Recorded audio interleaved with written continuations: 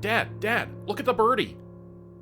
Ever since Jamie was old enough to understand that I'm an ornithologist, or bird guy, she's been asking me to tell her about all the birds she spots. She can sit with her tablet for hours, listening to bird calls, quizzing me to see if I can tell what type of bird it is. She's been asking me to get her a pair of cockatiels for about a year now. She's a bit obsessive. What is it, Dad? What's the birdie? I was trying to read an article, but I knew better than to ask Jamie to wait. I leaned back in my chair, stretched, and looked out the window. I had no idea what I was looking at.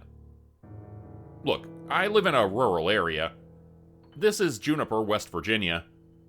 So, when I look outside and see a bright red, tropical-looking bird, I know for a fact that something isn't adding up. What's the birdie, Dad? What is it? I don't know, honey, I admitted. Let's go have a look. I brought my binoculars, trail mix, and hiking boots. Jamie followed suit. And yes, of course, she has her own binoculars. We stepped into the backyard to get a better look at the strange bird. It was about 8 inches tall, excluding the tail feathers. It had a slick black crest, with blue wing bars fading into a pearl white. It had the crooked beak of a vulture, but it had a feathered head and zygodactyl feet. I'd never seen anything like it. The moment I put down my binoculars, it took off into the woods. Jamie was still struggling to get the covers on her binoculars off, and she was wildly unhappy to not get a better look at the birdie. Where'd it go, Dad? Where is it? It probably went home to its family, I said. I think that's someone's pet. I hope they find it, Jamie pouted. I'm sure they will. I double-checked local shelters and pet groups online to see if there were any escaped tropical birds, but I couldn't find anything. There just aren't that many bird owners nearby. There are some up in Bridgeport, but it would be a stretch for a parrot to get all the way here from down there.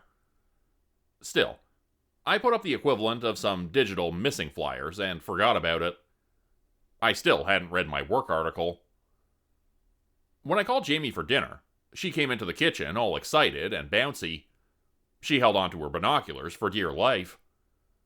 Dad, the birdie's still there, she said. Can I go look at it? After dinner, honey. What if it flies away? Then it probably went home. That's what you said last time. She pouted her way through every bite of lasagna, and as soon as her fork hit the empty plate, she was out in the backyard to look at the birdie. I wasn't worried. Jamie knew the rules. As I finished up the article and sent a few work texts, I leaned back in my chair and stretched, only to see Jamie running into the woods at full speed. I swallowed my heart and ran. I didn't even bother to put on shoes.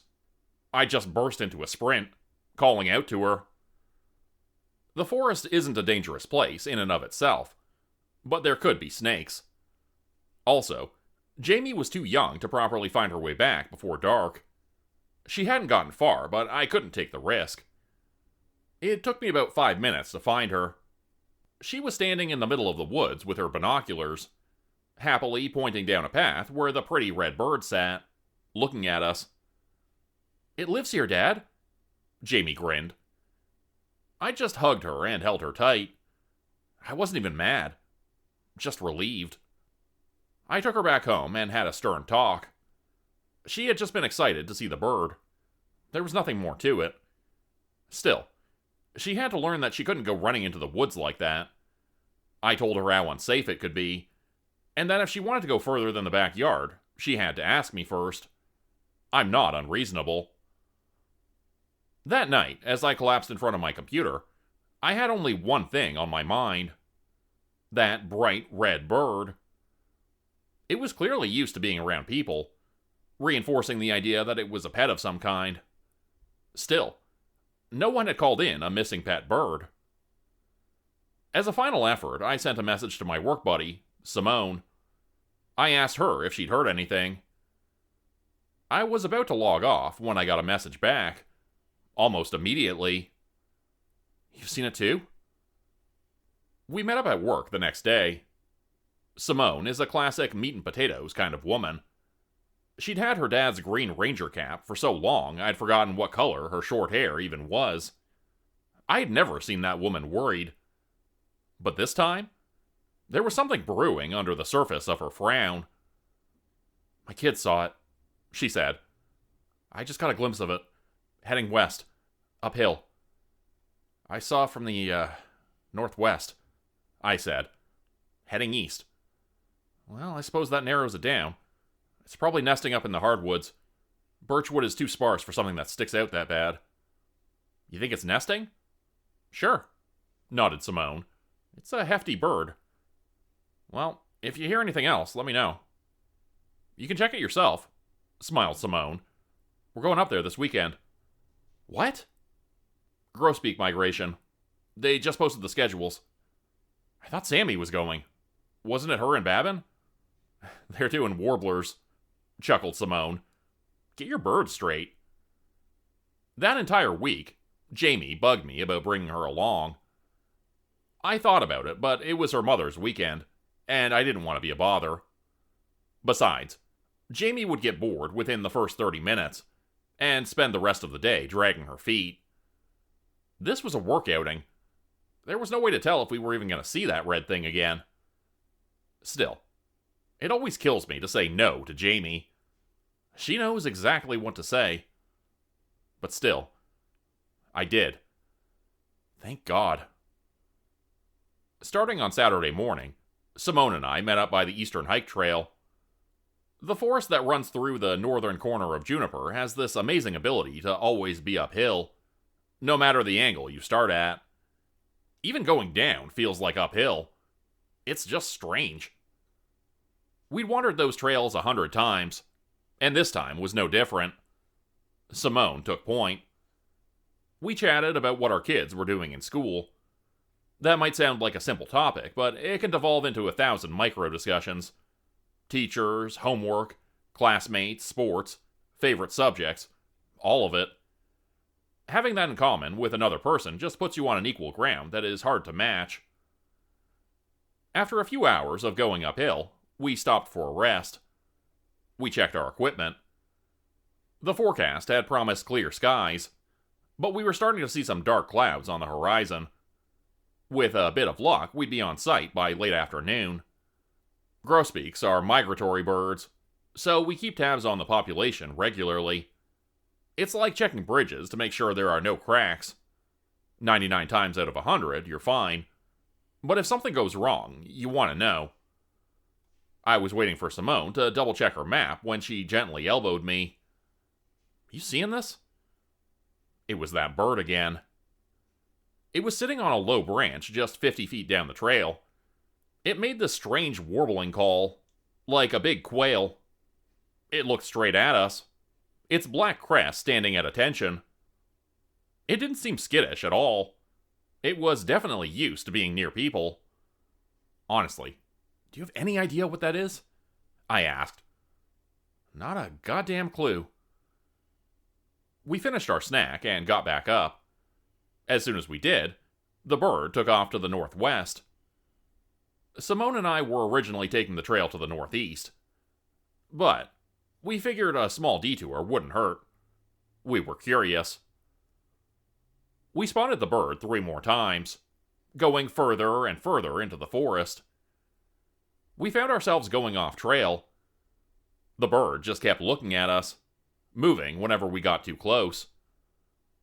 I couldn't put my finger on why, but it felt like this behavior was intentional. To stay close, but not close enough to catch it. But why didn't it just fly off? Why did it stay so close? Around lunchtime, we started looking for somewhere to stop and do some actual work. We found a small clearing with a large boulder we could sit next to. I checked our equipment while Simone put out some sandwiches. We were a bit off track, but we could loop back around and still check some of the nests. I almost choked on a ham sandwich when the red bird suddenly plopped down right in front of us. Wings outstretched and crest flared. I was so surprised I fell off my log, dropping my bag. Simone just bolted up and stepped back, clutching her chest. The bird stepped on one of our sandwiches, keeping its wings out. It was being hostile, showing us that this wasn't our territory. It didn't even eat the sandwich. It just pushed it aside. Simone and I got up, took our equipment, and backed away. The bird kept making this horrible noise, like a rattlesnake mixed with a rooster. It had this strange resonance that made my stomach turn, like a sound that tasted bad. And it was awful. Almost made me sick. Simone grabbed my arm and pulled me away. We took our equipment, abandoned our lunch, and figured it wasn't worth the trouble. We headed east, downhill. Suddenly, out of the underbrush, there was a second bird. It was much larger, roughly the size of a goose, and it came straight at us. Simone recoiled and tripped. She rolled down the hill, screaming. I hurried after her, as the birds climbed up a nearby tree, watching us from afar. Simone hurt her foot. Bad. It got stuck in a root and twisted almost 360 degrees. There was a lot of blood, and I could see something sharp poking out, possibly bone or cartilage. I hurried to bring out the first aid kit. Simone was panicking. Her eyes had gone wide, and her hands were trembling. "It's okay," she kept repeating. "It's okay." I just bit my tongue and brought out the gauze. I elevated her leg carefully and started putting pressure on the wound. All the while, I could hear the birds warbling just up the path. It was starting to sound like a laugh.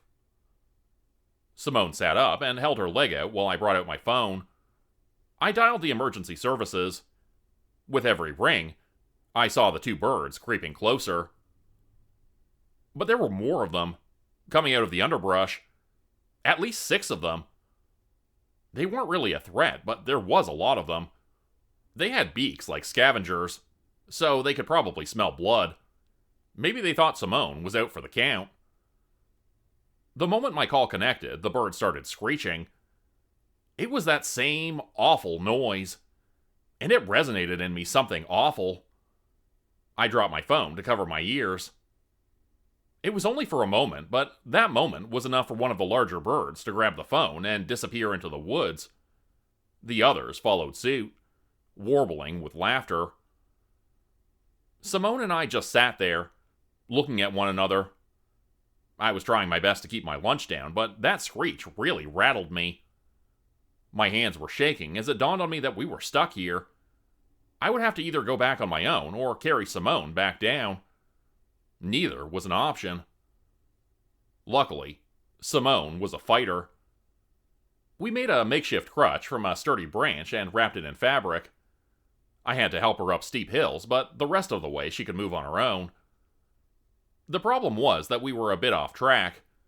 I wasn't very familiar with that part of the woods, and Simone had dropped her pack when she slipped. I had a map, but she'd been the one taking marks. Still, as long as we headed east, we'd end up at the main road eventually, and I had a compass. We were being followed. I counted at least 8 different birds, ranging all the way from 6 to 30 inches in length. They kept their distance, but as soon as we stopped, they crept closer. That goddamn warbling felt as ever-present as snapping twigs and wind rushing between the leaves. We'd been walking for a few hours when Simone stopped me. She could barely keep it together. She was so frustrated. "Stop," she said. Just stop. Look." She held out the compass. We had been walking east, but north wasn't steady. It was moving even though we stood still. North was pointing directly away from the family of red birds. I'd never seen anything like it, and I felt this sinking realization in my stomach. Without a reliable compass, we could be anywhere. We could have been walking in circles for hours. We could be 2 hours further into the woods. The sun had started to set. Following the path of the sun, we realized we'd been heading north rather than east. We could make some headway back east just by following the trail of the sun, but we'd be nowhere near the main road before nightfall. It was better to start making a shelter and prepare for the night. I found a clearing near a large tree and started setting up camp. I dug a makeshift wind shelter, using moss and branches for cover. I had to redress Simone's wound and try to keep it clean from infection. I found a log and set it up so she could keep her leg elevated. She was in a lot of pain, but she wasn't in any immediate danger. While we ate, I checked the compass again.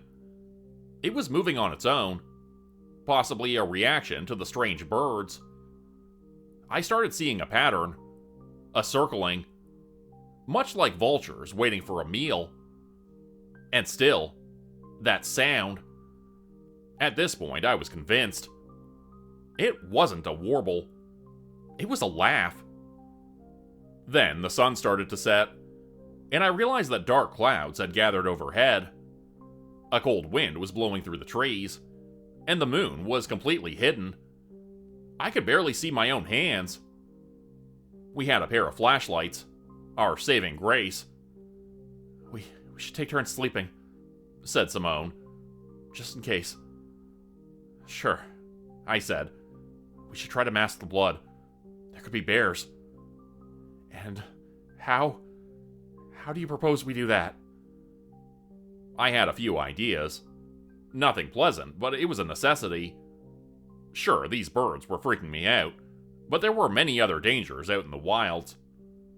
An eternity passed. Everything looks the same in the dark, and all I could hear was the warbling and the wind.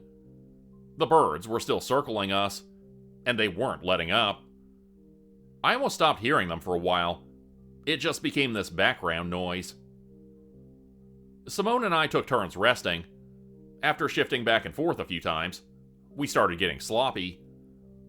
It was close to midnight by then, and it felt like we'd been there for weeks.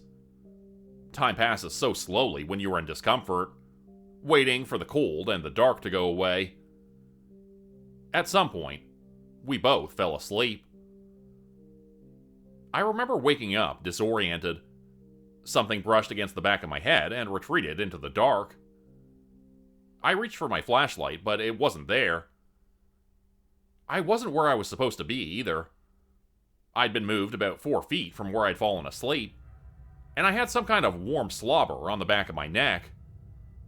The warbling had stopped. Realization dawned on me. Something had tried to drag me away from the shelter. I scrambled to my feet. Simone? I called out. What the fuck was that? There was no response. I held my breath, listening. Nothing but the wind. I crawled my way back to the shelter, only to realize Simone was gone. I felt around for her flashlight. Mine was gone, but maybe hers wasn't. It took me a while, but I finally found her house keys. They had a little finger-sized flashlight attached. It wasn't much, but it was all I had. Simone? I called out, wiping the warm goop from my neck. Simone! Nothing. She was gone. There were a few spatters of blood from her wound, but that was it. Her Green Ranger cap remained. She'd never leave that. I started looking around the clearing. It took me a while to find a large patch of moss and grass, where I could see the ground had been pressed down. No, not just pressed down. Something had been dragged through here. I just stood there trying to make sense of it. Simone was gone, and now I could hear something other than the wind. Eating. Tiny, ripping bites. Beaks too full to laugh. Something was moving. Something big. I turned around, peering into the dark with my flashlight. Something was coming my way. There was a deep groan and a galloping run. Everything in me told me to flee, but I was just frozen. I stood there and waited for whatever would come. Maybe it was a part of me that knew there was no way for me to run from something that fast. I had to face it. The flashlight flickered, but held. I caught a glimpse of it. It ran on all fours. It had feathers, perfectly blending into the underbrush, 2 large black orbs for eyes, and a sharp beak that could easily fit my neck. It stopped ahead of my flashlight, staying just out of sight. It growled, making the ground tremble. My flashlight flickered again, and it came sprinting forward. As the flicker stopped, it retreated. It made an awful screeching noise, so loud that my eardrums moved. It made me lose my balance, but I caught myself against a tree. It was circling me. The small ones had started darting back and forth, nipping at my legs. I spun around, trying to use my light to keep them at bay. That's when I stepped on my lost phone. It was broken beyond use, but it was right there. They dragged it along. Or maybe we just hadn't gone that far to begin with. I had to do something. Try something. A nip at my foot opened a little wound, and the smell of blood made them all the more eager. The warbling started. The laughing. I put the flashlight in my mouth and picked up the phone. I broke it open and removed the battery. Using a metal wire from my keychain, I short-circuited the battery by pressing the wire into the positive and negative terminals. It warmed up the wire just enough for me to set fire to a tuft of brush. It was just a little ember, and the battery was already dead.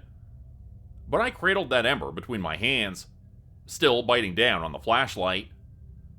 Movement all around me, unseen, waiting for me to let my guard down, for the light to die.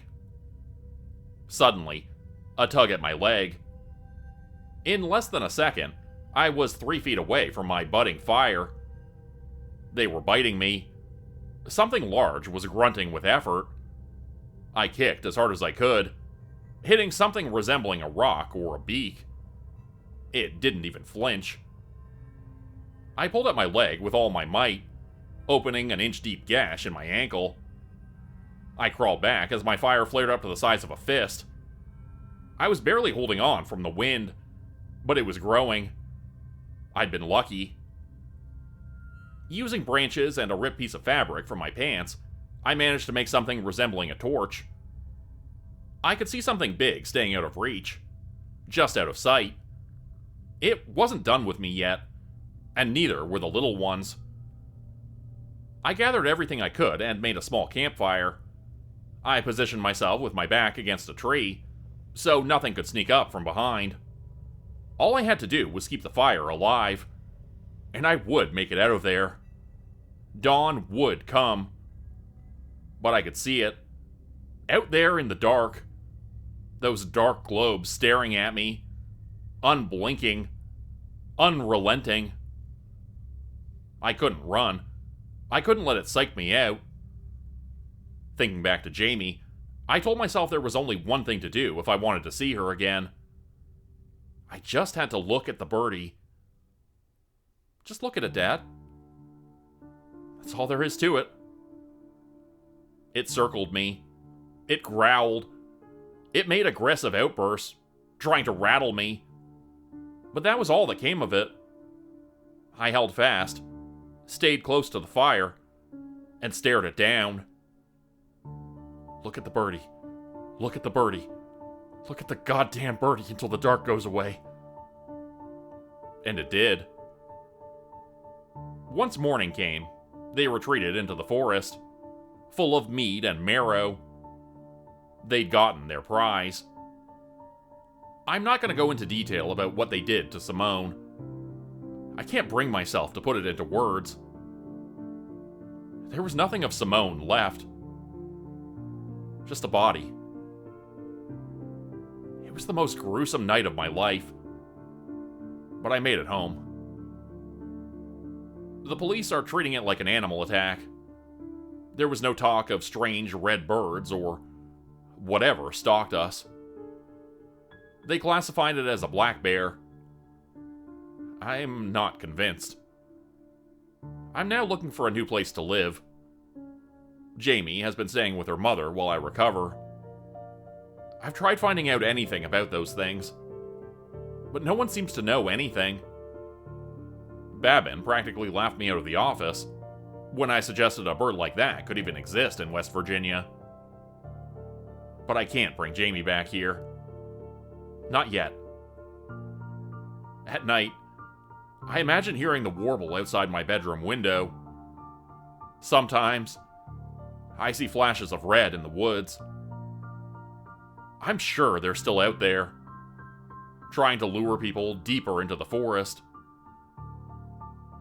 And to think, they looked so innocent. We just wanted to look at the birdie. Become a channel member today for early access, bonus videos, and special emojis only available to members. Check out the description below or click the join button for more info. If you'd like another way to help support the channel, please consider joining my Patreon page at patreon.com/JordanGroupHorror. As a patron, you'll get access to bonus videos and content. You'll be credited at the end of every video going forward, and if you decide to stay for 3 months, I'll name a character after you, which will be featured in a Hollow's End story. Links to join the Patreon are in the description. Thanks everyone for listening. Please like, subscribe, and comment to help the channel continue to grow. And see you again next time at 4 p.m. Eastern Standard Time. Hope you have a great night.